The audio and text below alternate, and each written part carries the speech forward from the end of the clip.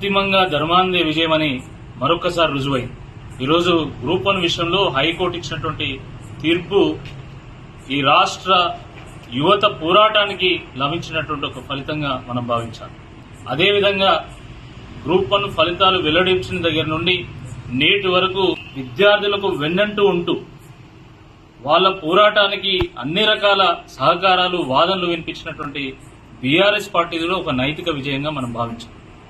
ఎందుకంటే గ్రూప్ 1 ఫలితాలు వచ్చినటువంటి సందర్భంలో దీంట్లో ఏదో గందరగోళం ఉంది, అన్ని అవకతవకలు జరిగినాయి, ఏదో గోల్మాల్ చేసిందో అని చాలా స్పష్టమైనటువంటి ఆధారాలతోని ప్రజల ముందు దీన్ని చర్చకు పెట్టి ప్రభుత్వ దృష్టిని ఆకర్షించేటువంటి ఒక ప్రయత్నం చేస్తే వాటికి సమాధానాలు చెప్పాల్సింది పోయి వాటిని సరిచేసేటువంటి ఒక ప్రయత్నం చేయాల్సింది పోయి అధికారులు అత్యుత్సాహం ప్రదర్శించి ప్రభుత్వం అత్యుత్సాహం ప్రదర్శించి టీజీపీఎస్సీ ద్వారా బీఆర్ఎస్ పార్టీకి చెందినటువంటి నాకు ఒక నోటీస్ పంపి నీ మీద పరువు నష్టం దావా వేస్తాము, నీ మీద క్రిమినల్ కేసు వేస్తాము, నీ మీద సివిల్ కేసు వేస్తామని చెప్పి బ్లాక్మెయిల్ చేసి బెదిరించేటువంటి ప్రయత్నం చేశాను.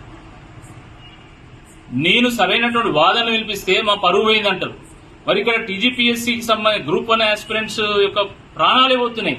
దానికి సమాధానం చెప్పమంటే సమాధానం చెప్పరు. కానీ ఈరోజు హైకోర్టు ఇచ్చినటువంటి తీర్పు నిజంగా టీజీపీఎస్సీకి కానీ అటు ప్రభుత్వానికి కానీ ఒక చెంపపెట్టు లాంటిది.